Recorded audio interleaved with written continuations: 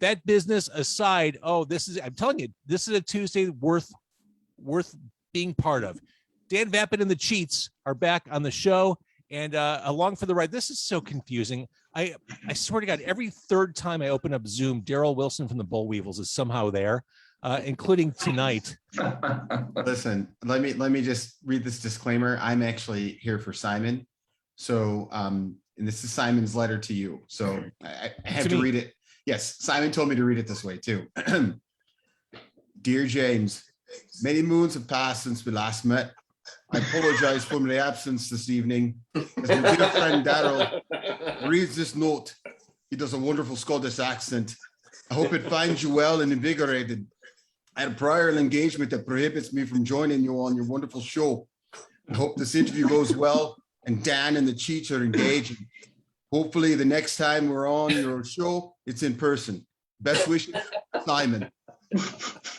Spot on. Good.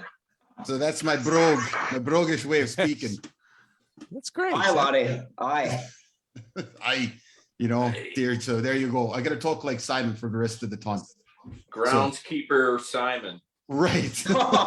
Right. Gotta tap my R's a little bit. Tap my R's. So playing the role of the Lambs. Simon the Lamb. Playing the role of Simon tonight is Daryl Wilson, the understudy. But we have Dan Vapid, we have Dylan, we have Gabe here. And in a pre-show ceremony that was not televised, Gabe won the award for best lighting of the bunch tonight. Oh, come on. Mine's not that bad. You're a little washed out. I think Gabe really brings everything into focus. That's just the way I look. He's the good technical guy, you know. I checked it out. I hit test audio, test video, looked at the lights, turned some off. Yeah, I said you this. You are pretty crisp. He is very crisp. It's a warm look, actually, Gabe. That looks really warm in there. Warm. Now, the last time I introduced Dan Vapid, I'll just say it again. If there was a LinkedIn for punk rock, this man's profile would be the best one there. Screeching Weasel, Riverdales, Methadones, the Queers, Dan Vapid and the Cheats, and so on. Dan, it is this album. Let's say I mentioned Gabe. Let's talk about this album because the production on this, it just sounds great. Thanks. What you two did together on this. Cool. Yeah. We get together and lay stuff down and, figure out what sounds right and what doesn't. And we go back and forth. Yeah. You go back and forth with the mix for a while, Sure. Until it sounds right. But you definitely, once it was dialed in, I was pretty excited. And from a songwriting perspective, I mentioned your history, which at this point we all know. You've done a lot, but it feels like you've really settled into something here with this new album. It definitely feels like a very start to finish vision, like a complete vision. Yeah, it definitely was a vision. It's kind of a concept record. All the songs are revolved around one song, around the song Runaway Jane. So it's like I wrote a record in the perspective of three different people. So one was a wife, one was a husband, and then one was a person trying to convince this woman to leave. So the songs are just kind of unfold with that one destabilizing event of her leaving. So once I had everything outlined, the songs came really pretty easy. I just think it's just kind of went with the questions of what they say in school journalism, right? The 5 W's, the who, what, when, why, you know what I mean? And once I got all that down, I just felt like it was it just kind of, the songs came out pretty easy. So I was pretty excited about this one, and glad to see it's finally coming out after 2 years. When I wrote down my notes as I listened through it the first time, I wrote themes, ? Technology, leaving relationships. Yeah. Because let's start with Runaway Jane, because Sure. I first heard that one when you did it live online for the Right. T1 Fest. I remember that's when you kind of busted that one out. So that's been swirling around for a bit. It was swirling around for a bit. Yeah, I mean, it's already, to me, it's pretty old. It like I wrote that probably like early 2019. So in my mind, all of them are pretty old. Like I've already am thinking about our following record right now. I'm thinking about it a lot. Like this record now is kind of already, it's not even out, it's kind of behind me already, but there's a lot to do still. So that's kind of the reason for it. That's the thing. You know what's the funny thing about this, Dan?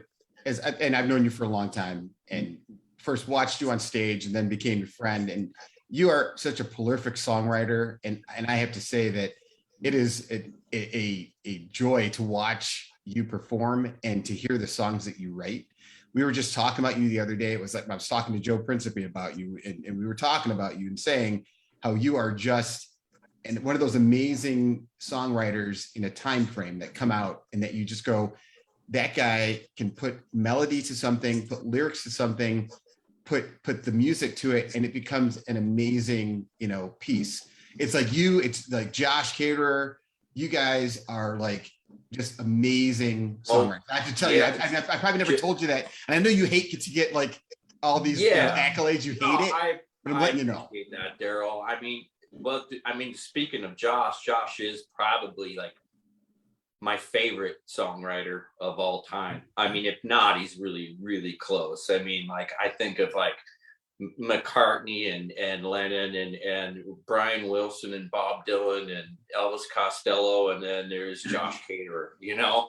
I mean, I kind of put him in that category. Now that's me, but I just do. I just really love the way that he writes songs. But yeah, I mean, I think there's some people in certain bands, like they just hear everything, like, and other bands are more collaborative and more, not that this isn't collaborative, because it is in a lot of ways, but I always hear like the end result first before I show anything to anybody. So, where I think a lot of bands just like, guitar player has some stuff, singer has some stuff, the drummer has his stuff, they come in and bring it together, and maybe the sum is more than its parts, it's all good. You know what I mean? Like it's whatever gets the job done, is kind of what I think is cool. You do a job, but you do a job really well. So this is it. You get the job done, but you do it really well. And I have to say, I appreciate your songwriting, and I really do admire it, from afar, and also being close to you. It's just like, it's amazing to hear what you put together and when it comes out as a finished product. And I'm like, it's like always spot on and just amazing what you do. Thanks, Daryl. You're the best. So another song, you've been living with these songs for a while. You've been sitting on this Corona sidelined all activity. Yeah. The Talk is another song you rolled out for T1 Fest. Now this right here, this is a song about relationship existential dread. Like just, for sure. No one wants to hear, or no one wants to think, here comes the talk. If that's not a relatable song, I don't know what is. No one wants the talk. Well, that might be my favorite song on that record, Dan. I don't know if I told you that or not. The Talk. Yeah. I think everybody's had one of those. Well, if you haven't, I mean, not everybody, I guess, but like, those really, really difficult conversations. And so I know I've had them many times, so and they're maybe not as dramatic as that, but, I thought in context of the record, it made sense to just kind of, once something, bad happens, like, to address it, because, maybe in the past, it just wasn't working out anytime they would try to communicate or whatever. So that's kind of where that all came. And my first real whiff or taste of that theme, that relationship theme, comes early in the album, a song called Burning Questions. I face value is it's just about a girl running away from her relationship, her life, her day-to-day. Yeah, exactly. But more than that, more than just running away, there's also that existential thing of, I'm middle-aged. What am I doing? My kid's gone out of the house. I'm pushing 40. You know, what's in this? What's in it for me now that I'm older? You know, because I pictured this person being, you know, maybe having a kid when they're about 20, you know, and then the kid leaves the house and, you know, about 18 or whatever, 19. So, you know, you got this young girl who's never been anywhere and starts dreaming a lot. And, you know, her husband doesn't give a shit. Really, he's okay being, and it's not even him being a bad guy necessarily, but more of him just being okay, just being at home, maybe having his family close by, you know, maybe the roots in the community, or a sense of duty or whatever it is, where she wants to go out and see things, but he just doesn't think it's important, you know. So there's a real, they grow apart, you know. And so I think, you know, while coming up with that, you know, finally when I figure, you know, this person just leaves, you know, there's stuff leading up to it. And that's one of them, you know, sitting in her car, just kind of looking out, gritting her teeth, just kind of thinking a lot, thinking, and finally just getting the fuck out. So I mentioned that this album was delayed because of Corona. And during Corona, this podcast, everyone in the world had to figure out how to navigate life, how to communicate with one another. Technology really found its way into everything we do. Cyber World is an early track on the album, which to me speaks to life during the pandemic. It speaks to that isolation, that loneliness, that oh shit. Yeah. The way I pictured that was like an outside party, just kind of contacting her and just kind of saying, hey, you know, life's too short, blah, blah, blah, blah, blah. You know, you got to get out of there. You know, not to say that the person convincing her has got good, you know, intentions, because maybe he doesn't. But everything he's saying is kind of true, you know, and it's kind of pushing her to go, you know. So you know, God, where am I going to go with this? Yeah, I don't know. You know, well, along the lines there's of a lot to say about it. Well, let's jump ahead to Robots. Now, this song, another technology-based song, there are some moments with the guitar, bass, and drums that, you know, to my hypothetical ears, sound like the march of technology. Like the instruments kind of come together and feel like technology moving forward. Tell me a little bit about this song. Well, like you remember I was saying how I made like an outline of everything. So like originally when I did this record, like I kind of wrote a short story, and then I kind of thought about it and I made an outline. And one of the things that I kept thinking about was the two people and where they worked. One was like working at a night shift job, and you know, the woman saying, you know, your job isn't as secure as you think it is. You know, there's going to be, you know, eventually you're going to be replaced. You know, the more that technology comes and presents, as long as you know, as long as there's profit over people, which there is, you know, that is a likely possibility. So I thought about in the story that it could be used in a sense where they're saying, you know, hey, you know, you need to take some chances, and the guys are saying, no, I don't need to take any chances. I'm good. I've got my job. You know, I've got my community. You know, my duty is here. You know, so there's a big conflict with that as well. She's trying to say to him that his future is pretty limited and he's not listening.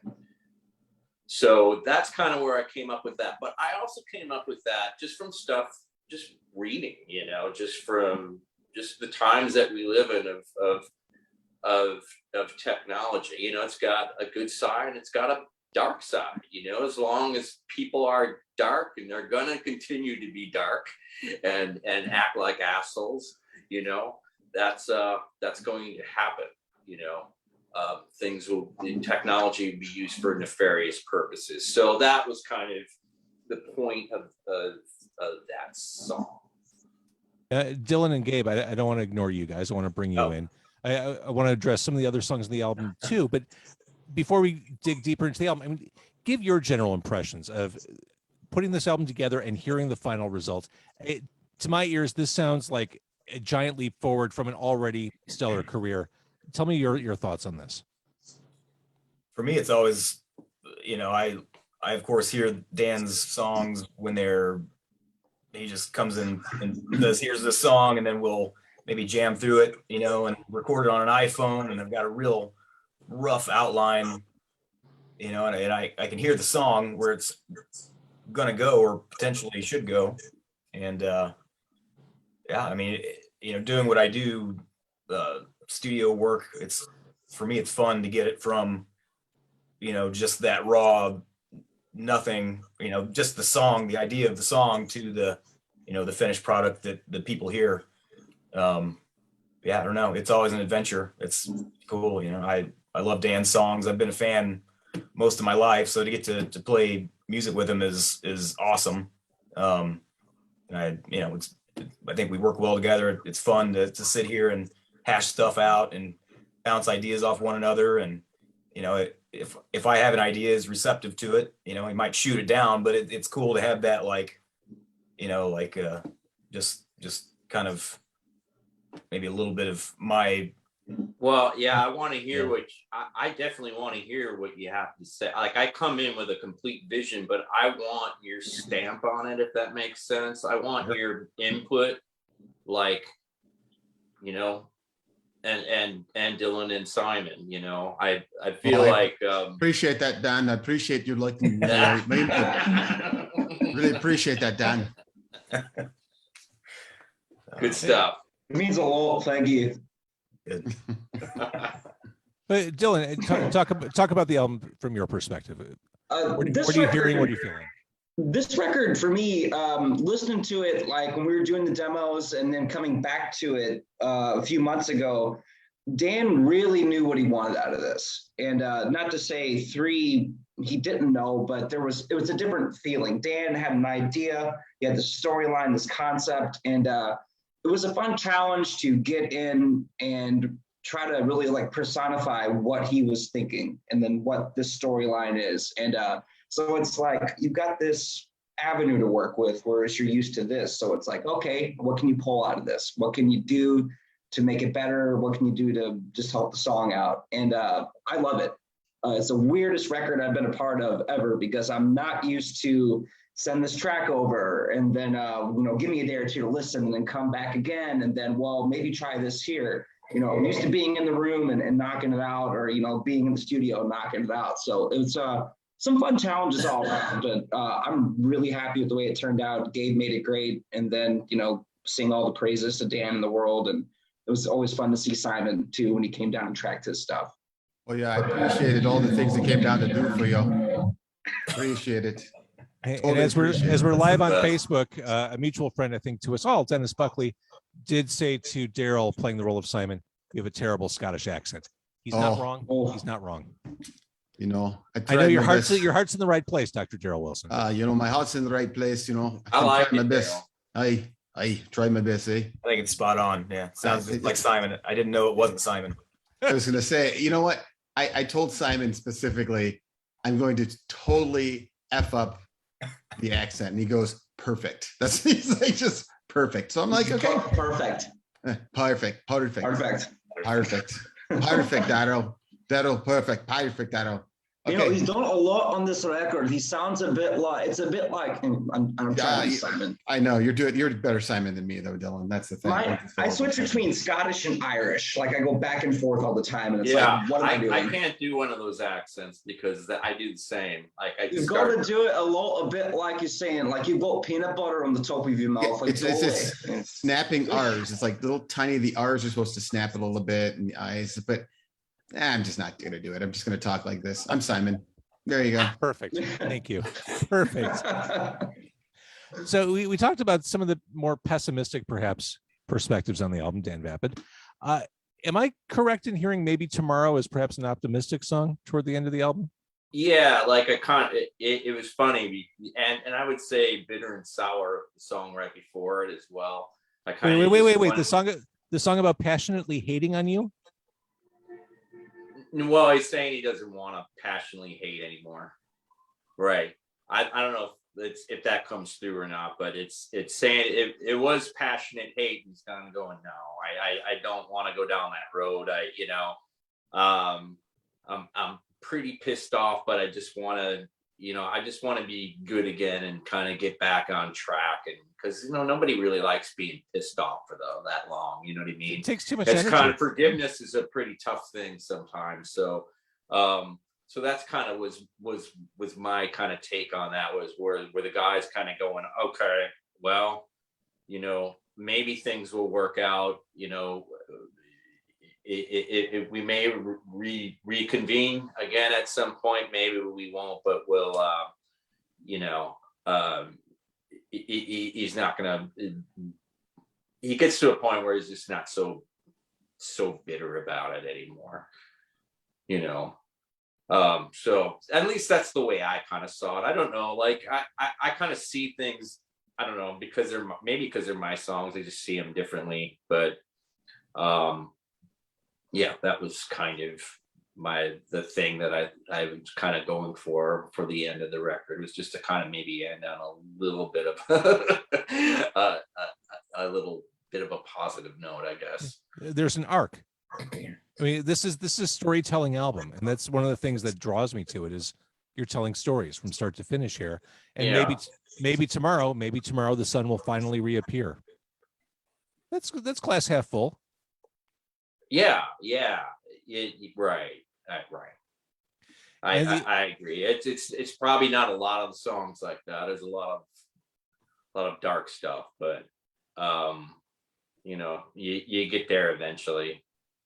Well, I love where the album kind of ends. The song Midnight Blue, it's almost an Americana vibe. It's this kind of ramshackle strumming, singing about waiting on the stoop. I mean, it feels like a hazy summer song, and I kind of like it. It's different enough from everything that came before it on the album. It really kind of stood out to me.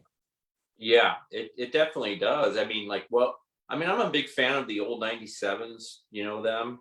Of course. So I really like them quite a bit. And like Rhett Miller is like one of my favorite songwriters too. He's another one I hold in high regard. So really like him a lot. I just like the old, I really, really love Hank Williams, and I like a lot of Willie, and just, the Dolly Parton, a lot of the old school country, like a lot of newer stuff. I can't stand it, but the old school country stuff I just think is really, really great. So I always kind of wanted to do something like that, and it just kind of came out. I said, fuck it, I'm gonna just do it.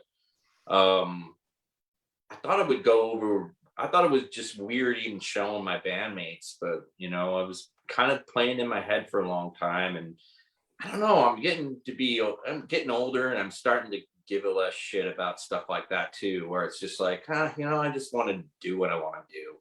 Right. If it's a country song and it shocks people, whatever, that's not the point of it. It's more just of it felt good to do. So that was it, and it does fit in with the rest of them in a weird way. For sure. And the album, we're recording this on Tuesday, November 2nd. Escape Velocity, the new album we're talking about, comes out on Friday the 5th. Obviously, there have been a couple songs from it that have been released into the wild before then.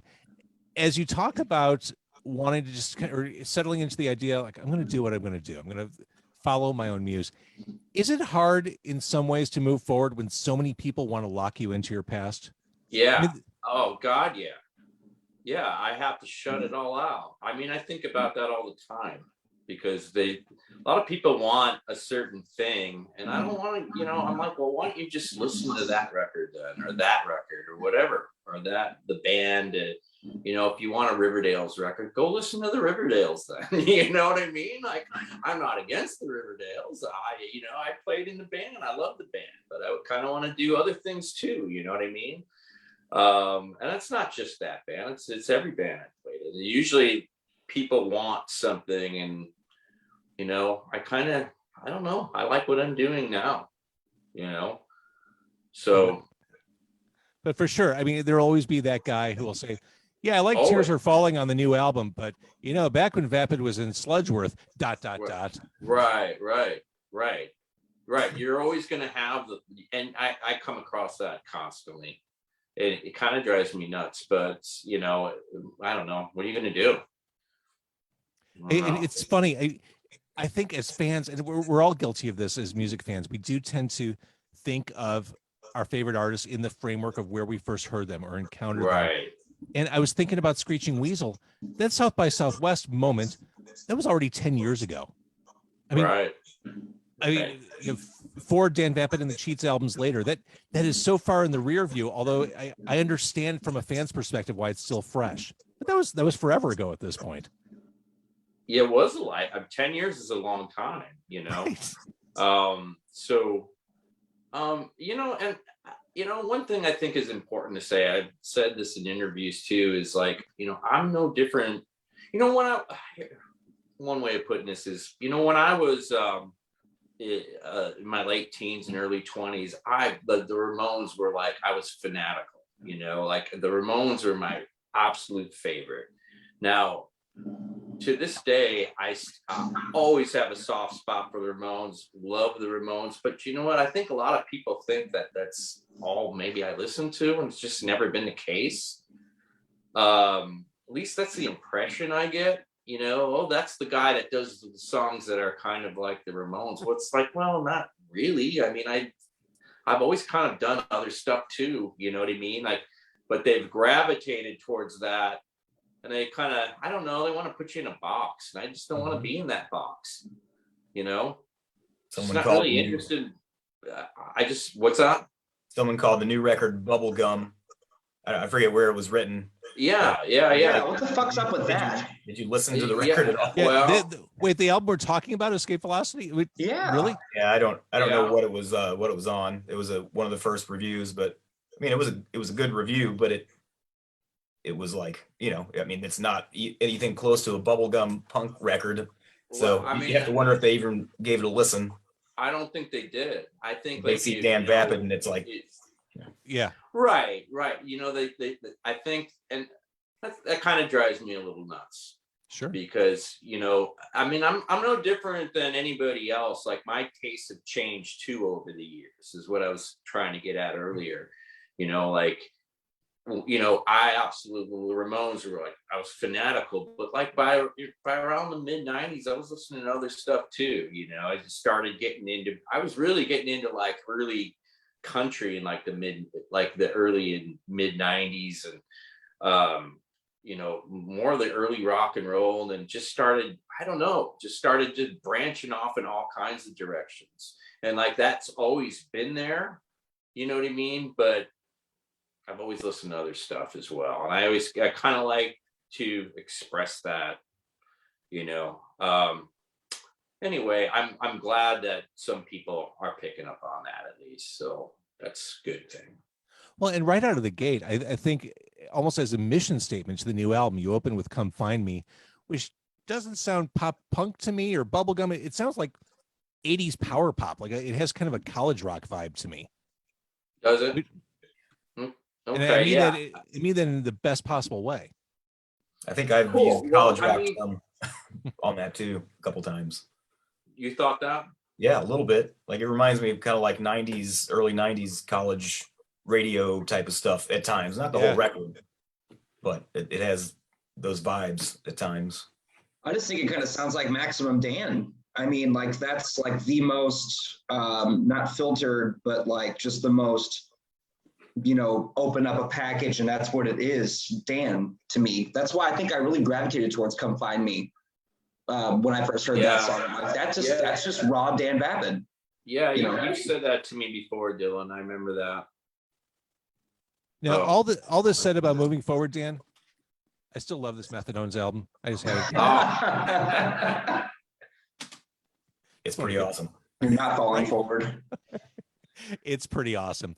All right. So Dan Vapid and the Cheats, the new album, the 4th studio album, it is coming out on Friday, November 5th. If you're listening to this before then, it's fantastic. I really, it's the storytelling, it's the production, it's the songwriting, it's the lyrics. It is a complete package. I think you should be really, I know it's long delayed. I know it was a journey getting here, but man, you should feel great about it.